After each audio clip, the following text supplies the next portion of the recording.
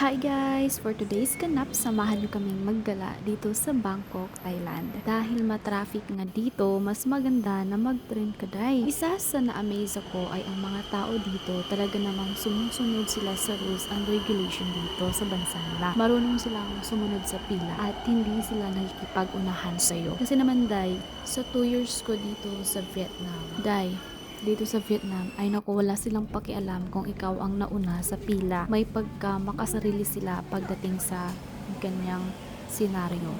Kung hahayaan mo lang silang mauna sa'yo ay naku, magiging isang batalyon sila na mauuna sa'yo sa pila. Fast forward nakita nyo naman ganito kaganda ang kanilang mall dito sa Siam Paragon dito sa Bangkok. Ayan. Sa atin sa Pinas ay mala-green belt siya. Ganun. O diba? Social time. Kung gusto mong mag-travel dito, ayan, mas maganda na mag-BTS ka, kasi mas safe at mura kaysa mag-Grab ka. Mas syadong traffic dito sa city nila. Lalong-lalo na pag nasa may gitna ka na ng city ng Bangkok. Ayun lang guys. Thank you for watching and see you in my next vlog.